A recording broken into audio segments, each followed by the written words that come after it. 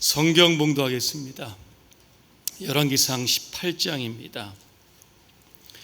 41절부터 46절까지 말씀을 우리 함께 합독하시겠습니다. 41절의 말씀부터 합독하십니다. 엘리야가 아합에게 이르되 올라가서 먹고 마시소서. 큰 비 소리가 있나이다. 아합이 먹고 마시러 올라가니라. 엘리야가 갈멜산 꼭대기로 올라가서 땅에 꿇어 엎드려 그의 얼굴을 무릎 사이에 놓고 그의 사환에게 이르되 올라가 바다 쪽을 바라보라. 그가 올라가 바라보고 말하되 아무것도 없나이다. 이르되 7번까지 다시 가라. 7번째 이르러서는 그가 말하되 바다에서 사람의 손만한 작은 구름이 일어나나이다. 이르되 올라가 아합에게 말하기를 비에 막히지 아니하도록 마차를 갖추고 내려가소서 하라 하니라. 조금 후에 구름과 바람이 일어나서 하늘이 캄캄해지며 큰 비가 내리는지라. 아합이 마차를 타고 이스라엘로 가니 여호와의 능력이 엘리야에게 임하매 그가 허리를 동이고 이스라엘로 들어가는 곳까지 아합 앞에서 달려갔더라. 아멘. 코로나19가 주는 교훈 6번째, 기도라고 하는 주제로 말씀을 드립니다. 길고 지루한 장마의 막바지를 통과하고 있습니다. 그런데 때 아닌 강풍과 홍수로 인해서 수많은 이재민들이 발생하게 되었고 사상자가 속출하게 되었습니다. 이제는 좀 비가 그치고 하루속히 복구가 되기를 소망합니다. 매년 찾아오는 장마지만 예년에 발견한 문제를 제대로 선보지 못하게 되면 반복되는 피해를 보는 경우가 있습니다. 교회에도 곳곳에 비가 새는 곳이 있습니다. 바람을 동반한 큰 비가 창문과 벽을 타고 내려오다가 작은 틈으로 들어오는 겁니다. 장마가 지나고 당장 눈에 보이지 않는 빗물이 없다고 해서 그냥 지나간다고 하면 내년에는 더 많은 빗물을 보게 될 겁니다. 빗물이 보이는 곳에 표시를 하고 날이 좋을 때 확실하게 수리를 해서 미래를 대비하는 것이 지혜일 겁니다. 우리는 코로나19라고 하는 위기를 만나고 있습니다. 평상시에는 볼 수 없었던 영적인 취약한 곳을 우리가 발견하게 됩니다. 이때 우리는 영적으로 누수된 곳들을 보강하게 되면 세상에 강한 비바람이 닥쳐올지라도 반석 위에 세워진 믿음의 집을 아름답게 건축하게 될 겁니다. 구약에 보면 3대 재앙이 있습니다. 하나님은 당신의 백성들이 하나님을 버리고 우상을 따라갈 때에 3가지의 재앙을 내렸는데 그 중에 하나가 뭐냐면 이 전염병이라고 하는 겁니다. 신명기 28장 21절을 제가 한번 읽어드립니다. 주님께서는 당신들이 들어가 차지하려는 땅에서 당신들의 몸이 전염병에 걸리게 하셔서 마침내 죽게 하실 것이다 라는 말씀이 있습니다. 전염병은 위험한 질병입니다. 그 이유는 단기간에 공동체의 존립을 위협하기 때문에 그런 겁니다.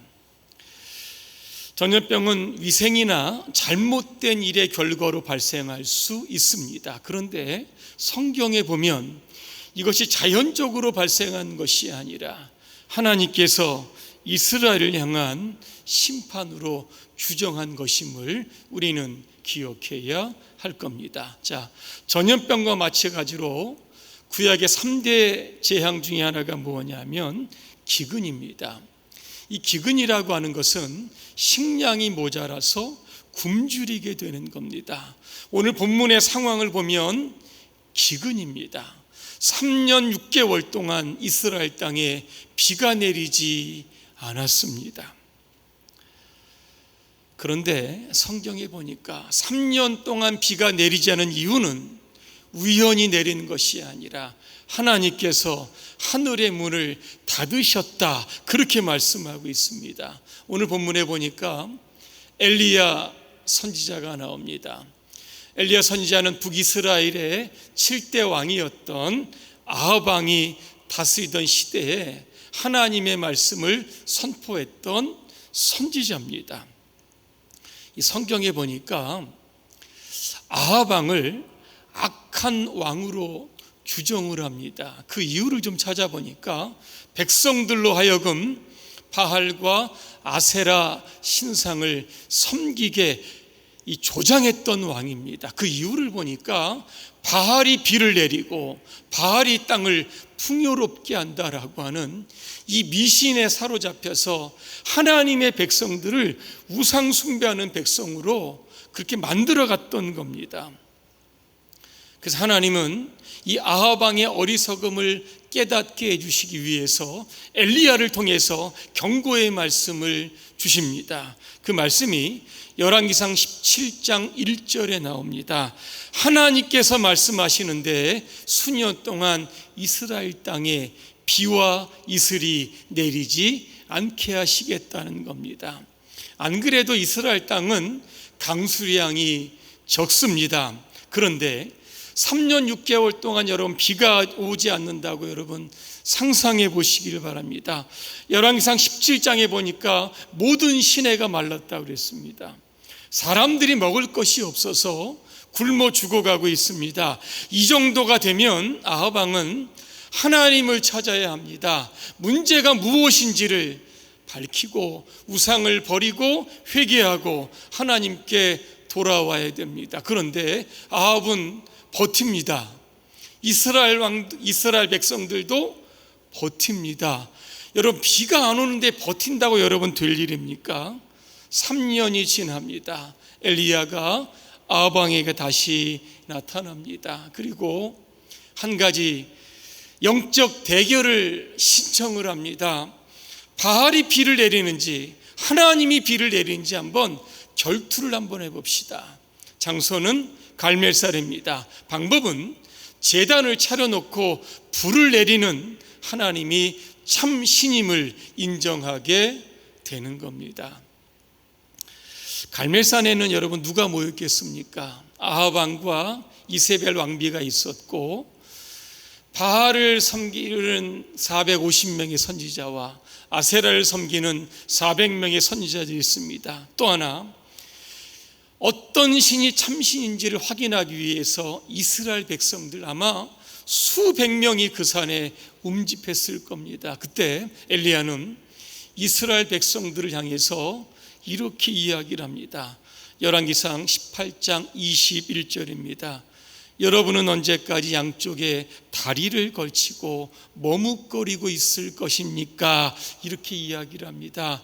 주님이 하나님이면 주님을 따르고 바알이 하나님이면 바알을 따르십시오, 이렇게 얘기를 하니까 성경에 보니까 백성들이 아무 말도 대답하지 못했다 그랬습니다. 지금 이스라엘 백성들은 하나님과 바알 그 중간에 지금 서 있는 겁니다. 여러분, 이상하지 않습니까? 하나님의 백성들이 하나님을 섬겨야 마땅한 일인데 지금 중간에 서 있는 겁니다. C.S. 루이스는 이러한 사건들을 가리켜서 물탄 기독교인이라고 하는 용어를 사용하게 됩니다. 물탄 그리스도인은 누구일까? 하나님의 심판, 재앙, 회개를 촉구함에도 불구하고 그런 것들에 대한 전혀 관심이 없는 겁니다. 그냥 주일이 되면 교회에서 예배드리고 집에 돌아가면 종교 행사로 모든 것들을 마쳤다고 생각을 하는 겁니다. 그것이 믿음의 전부인 줄로 알고 있는 겁니다. 오늘 저와 여러분들은 어떻습니까? 하나님과 세상 사이에 혹시 그 중간에 서 있지는 않습니까? 신자와 불신자 사이 그 회색지대에 우리가 서 있지는 않은지 우리 자신을 한번 돌아봐야만 하는 겁니다. 여러분, 중간지대에 서 있는 신앙은 편안함을 줍니다. 그러나 그 신앙에 결과를 보면 결국에는 후퇴하게 되고 침몰할 수밖에 없는 겁니다. 예수님 믿는 사람들은 내가 어디에 서 있어야 되느냐, 그 자리를 확인을 해야 되는 것이고, 내가 믿는 하나님이 어떤 하나님이신가를 분명하게 선포하고 고백해야 되는 겁니다.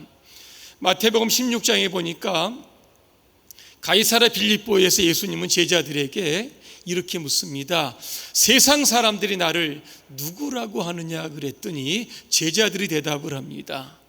엘리야라고도 하고 예레미야라고도 하고 세례 요한이라고도 하고 선지자 중에 한 사람이라고도 합니다. 또다시 제자들에게 묻습니다. 그러면 너희는 나를 누구라고 생각하느냐 그랬더니 베드로가 이렇게 대답합니다.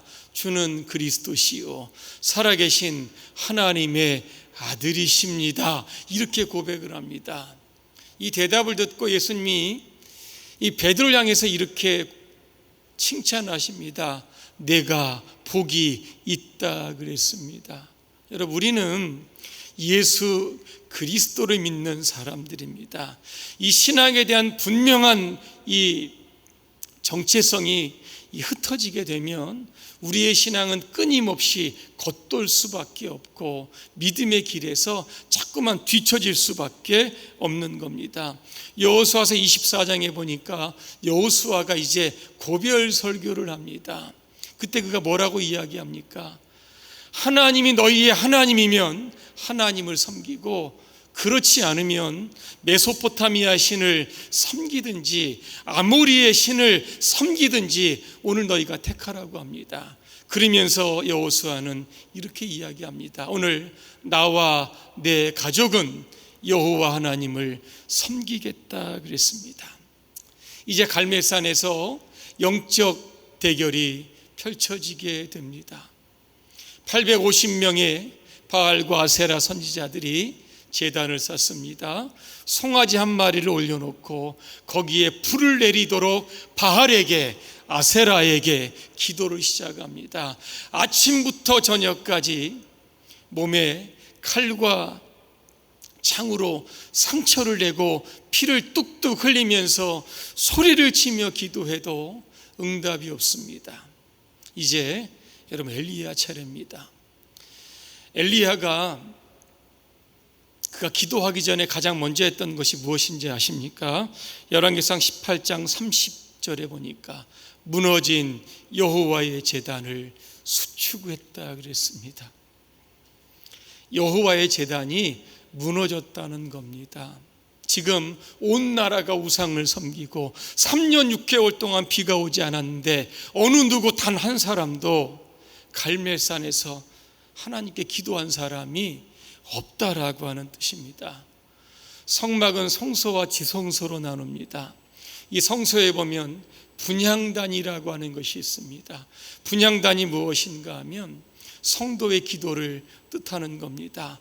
향이 꺼지지 않아야 됩니다. 하루 24시간 365일 이 분향단의 향이 꺼지지 않아야 됩니다. 왠지 아십니까? 그 분향단의 향이 꺼지는 순간 하나님의 임재는 성소에서 떠나가기 때문에 그런 겁니다. 오늘 여러분의 기도의 제단은 여러분 잘 수축되어 있는지 한번 확인해 보시기를 바랍니다. 그리고 엘리야가 무너진 여호와의 제단을 수축을 하고 번제문을 올려놓고 기도를 하게 됩니다. 하나님의 불이 떨어지게 되었던 겁니다. 그제서야 백성들이 그 사건을 보고 여호와 그는 하나님이시다 그렇게 고백하게 되었던 겁니다. 그리고 엘리야는 이 850명의 우상 숭배자들을 기손 시냇가 골짜기로 데리고 가서 그들을 다 죽이게 됩니다. 왜 그렇게 했습니까? 하나님의 재앙을 불러오는 악을 철저하게 제거하기 위해서 그런 겁니다. 그리고 그는 갈멜산 꼭대기로 올라가게 됩니다. 왜 그렇습니까? 비가 오지 않는 세상에 비를 내리기 위해서 기도하러 올라간 겁니다. 오늘 저와 여러분들 엘리야처럼 기도의 능력자가 되기 위해서 어떻게 기도해야 하는지 오늘 세 가지만 말씀을 드립니다. 첫째로 우리는 믿음으로 기도해야 합니다. 오늘 41절에 보니까 엘리야는 아합 왕에게 이렇게 이야기합니다. 올라가서 먹고 마시소서, 큰 비 소리가 있나이다 그랬습니다. 올라가라고 하는 것이 어떤 의미일까? 이게 문맥적으로 보게 되면 기손 시내가에서 850명의 우상 숭배자들이 다 죽게 됩니다. 그 현장에 아합 왕이 있었다는 얘기입니다. 이제는 갈멜산 어디엔가 있을 왕의 장막으로 올라가라고 하는 겁니다. 그리고는 3년 6개월 동안 단 한 방울의 비도 내리지 않았는데 느닷없이 큰 비 소리가 있나이다 이렇게 이야기를 합니다. 지금 비가 내릴 징조가 전혀 보이지 않습니다. 먹구름도 몰려오는 것도 아니고 천둥 번개가 치는 것도 아니고 빗방울이 한두 방울 떨어지는 것도 아닌데 큰 비 소리가 있나이다 이렇게 이야기를 합니다. 그러면 도대체 엘리야는 무엇을 믿고 이런 이야기를 했을까? 열왕기상 18장 1절에 나옵니다. 너는 가서 아합에게 보이라. 내가 비를 지면에 내리리라 그랬습니다. 하나님께서 메마른 땅에 비를 내리겠다라고 하는 이 하나님의 말씀을 믿고 아합 왕에게 여러분 선포한 겁니다. 오늘 44절에 여러분 보시길 바랍니다. 아합 왕 엘리야가 사환에게 시킵니다. 아합 왕에 가서 이렇게 얘기하라고 합니다. 비가 와서 길이 막히기 전에 어서 내려가십시오. 비가 오지 않는데 비가 올 것이라고 지금 그 믿음을 오늘 엘리야는 가지고 있습니다. 여러분, 믿음이 무엇입니까? 믿음은 하나님께서 말씀하신 것, 그 어떤 것이라도 붙들고 사는 게 이게 믿음입니다. 당장 눈앞에 아무것도 보이지 않아도, 내 머리로 내 논리로 이해되지 않아도 하나님이 말씀하셨다라고 하면 그대로 되리라고 믿는 것, 이게 바로 믿음입니다. 그런데 우리는 여러분 어떻게 기도합니까? 자기의 확신을 가지고 기도합니다. 내 생각을 가지고 기도하고 내 기분을 가지고 여러분 기도하는 겁니다. 그렇게 기도하다 보니까 하나님의 기도의 응답과는 먼 기도를 할 때가 있다라고 하는 겁니다. 5만 번 기도 응답 받은 사람 여러분 누군지 아실 겁니다. 조지 뮬러입니다. 그는 고아의 아버지입니다. 신학교를 졸업을 하고 영국의 브리스톨 타운에 고아원을 이제 시작을 합니다. 고아들을 보니까 2,000명입니다. 이제 고아원을 시작한다고 하니까 주변의 사람들이 기증을 하는 겁니다.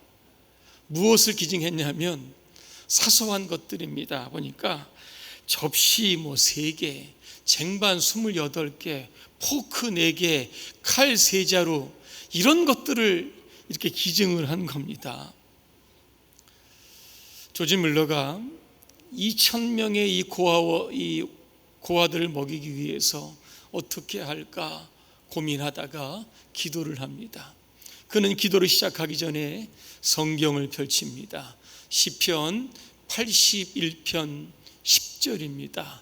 내 입을 크게 열라 내가 채우리라 그랬습니다. 그는 63년 동안 고아를 먹이면서 하나님께 응답받았는데 이 돈을 환산하게 되면 약 30억 정도 된다고 합니다. 그는 93세에 소천을 합니다. 15만 명의 고아를 먹여 살렸던 겁니다. 조지 뮬러는 상황이 다급해서 어쩔 수 없이 기도한 게 아닙니다. 그는 하나님의 말씀을 붙들고 기도합니다. 내 입을 크게 열라. 기도는 믿음의 행위입니다. 그 믿음의 근거가 바로 하나님의 말씀입니다. 여러분 오늘부터 여러분 기도하실 때 하나님 말씀을 여러분 읽고 그 말씀에 감동을 받고 그 받은 감동의 말씀을 붙들고 여러분 기도할 때 오늘 여러분의 삶에도 하나님의 놀라운 기도 응답이 있으시기를 주님의 이름으로 축복을 합니다. 두 번째, 우리는 기도할 때 간절히 기도해야 합니다. 야고보서 5장 17절과 18절을 제가 한번 읽어드립니다. 엘리야는 우리와 성정이 같은 사람이로되 그가 비가 오지 않기를 간절히 기도한즉 3년 6개월 동안 땅에 비가 오지 아니하고 다시 기도하니 하늘이 비를 주고 땅이 열매를 맺었다 그랬습니다.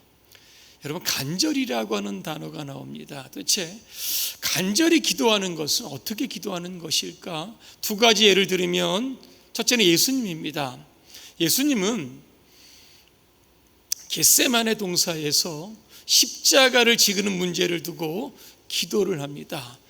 얼마나 간절히 기도하셨는지 몸에 흐르는 땀방울이 땅에 떨어지는 핏방울이 되었다 그랬습니다.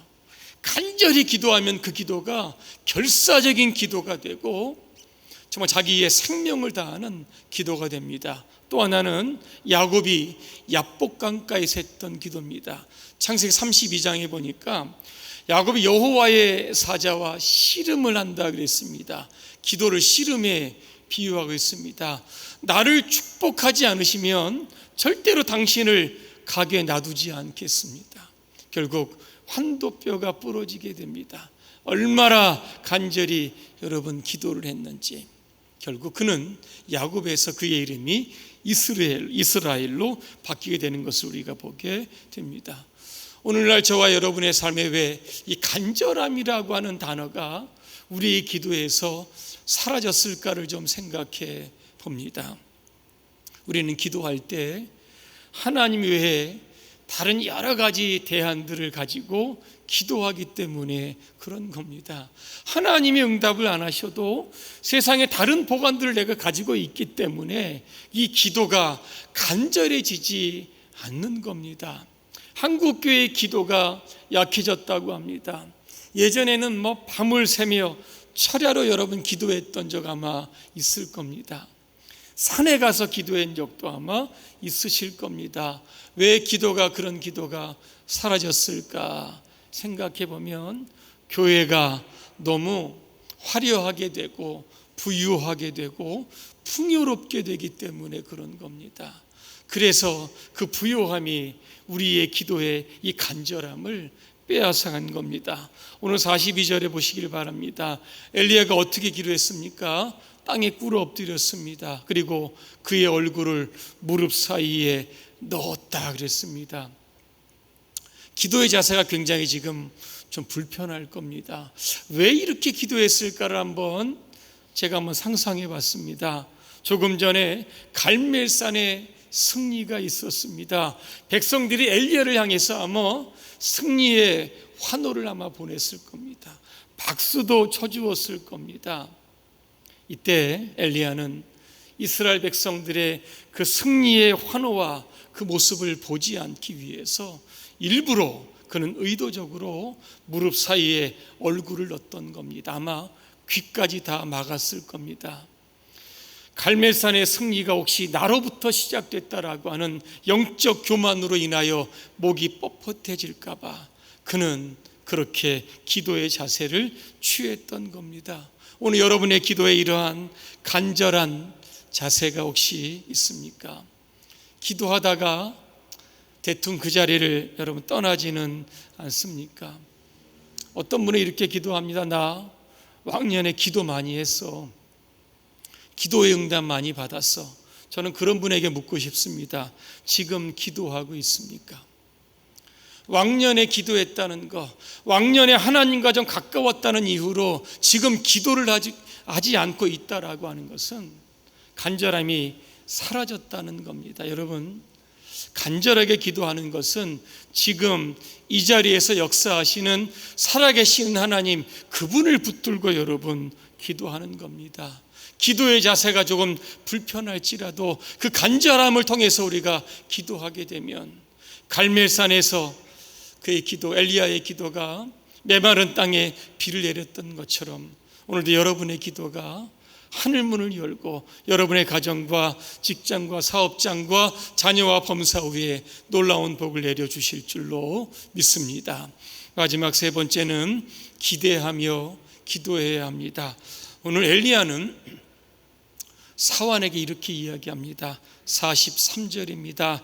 올라가 바다 쪽을 바라보라 그랬습니다. 믿음으로 기도했다라고 하면 기대를 가지라고 하는 뜻입니다. 비 내리기를 기도했다라고 하면 비가 오는 소리를 들어야 한다라고 하는 뜻입니다. 여러분, 저와 오늘 여러분의 기도는 어떻습니까? 하나님 앞에 열심히 기도해 놓고 무슨 기도를 했는지도 모를 때가 많이 있습니다.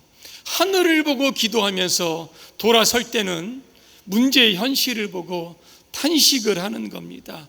그렇게 되면 하나님께서 손만한 작은 구름의 어떤 응답을 보여주셔도 우리가 그것을 캐치하지 못하는 겁니다. 오늘부터 기도하셨다라고 하면 여러분 체크하시길 바랍니다.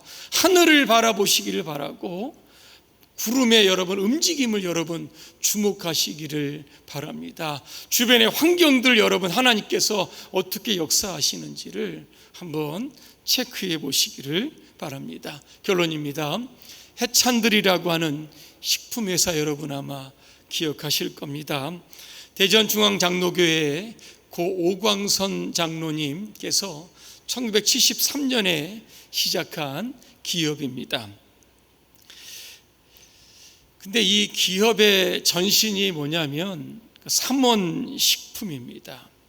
근데 이 회사가 부도가 납니다. 그래서 이 장로님과 권사님은 하나님 앞에 간절히 기도합니다. 그래서 두 가지를 서원합니다. 하나님께서 이 기업을 다시 일으켜 주시면 제가 교회를 포원하겠습니다. 또 하나는 많은 이익이 창출이 되면 사회에 환원하겠습니다. 그런데 하나님께서 기도하는데 아이디어를 주시더랍니다. 그게 바로 찹쌀 고추장입니다. 그게 바로 요즘 말로 이야기하면 대박을 친 겁니다. 없어서 못 팔 정도로 인기가 쇄도하게 됩니다. 이게 바로 태양초 고추장의 바탕이 되었던 겁니다. 여러분, 하나님 앞에 이 회사가 어떻게 시작이 됩니까? 기도하면서 시작이 됩니까? 돈이 없다고 이야기하지 않고 인맥이 없다고 하나님께 불평하지 않았습니다. 하나님께 간절히 기도하니까 하나님께서 지혜를 주시더라라고 하는 겁니다. 코로나19로 인하여 여러 가지 감염에 대한 위험의 부담감을 가지고 살아갑니다. 전체적으로 경제가 많이 또 다운된 상태입니다. 국회에서는 여전히 여야가 대립하고 있습니다. 부동산 문제, 여러 가지 또 민생의 현안들이 또 산적해 있습니다. 왜 우리의 가정과 교회와 이 나라와 이 민족 가운데 이 문제들이 산적해 있는 것일까? 이유는 하나입니다. 갈멜산 꼭대기로 올라가서 엘리야처럼 기도하라고 하시는 하나님의 신호인 줄로 믿습니다. 엘리야의 기도가 메마른 땅에 큰 비를 내렸던 것처럼 오늘 여러분의 기도가 오늘도 이 땅에 치유의 단비를 내리는 그러한 축복의 단비가 되기를 간절히 소망합니다. 기도하면 하나님께서 응답하십니다. 이 한 주간 기도의 능력자들로 다 살아가시기를 주님의 이름으로 축원합니다. 기도하겠습니다. 은혜로우신 하나님, 엘리야의 기도가 나의 기도가 되게 하여 주시옵소서. 엘리야의 기도의 응답이 나의 기도의 응답이 되게 하여 주시옵소서. 어렵고 힘든 나라와 민족을 위하여 기도할 때 하나님께서 응답해 주시고 코로나19가 속히 소멸되게 하시며 사람들의 마음 가운데 기쁨이 평안을 되찾게 하여 주시고 경제적으로 많이 침체되었는데 이 모든 것들이 회복될 수 있도록 주님 도와 주시옵소서. 예수님의 이름으로 기도합니다. 아멘.